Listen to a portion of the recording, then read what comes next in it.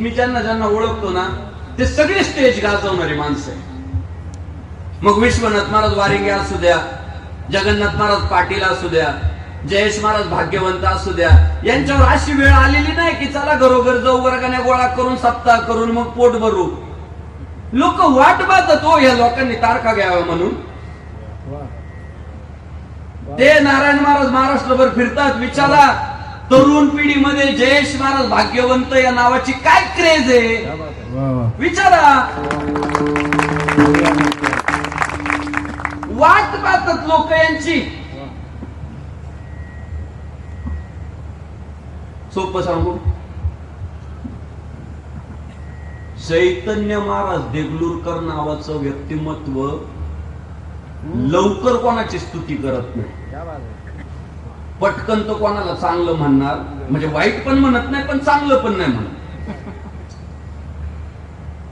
त्या चैतन्य महाराजांच्या एका व्हिडिओत मी ऐकलं होतं की जयेश महाराज भाग्यवंत वारकरी संप्रदायामध्ये चांगलं काम करताय. तुम्ही ऐकलं का नाही मला ते व्हिडिओ? आता काय फार पूर्वी कधीतरी ऐकलं होतं, आता आठवलं म्हणून बोललो बा मी, नाही तर परत मला व्हिडिओ दाखव. लावतो व्हिडिओ, लाव रे तो व्हिडिओ. कधीतरी ऐकलं होतं. ही मात्र लोक आहेत संप्रदायातली.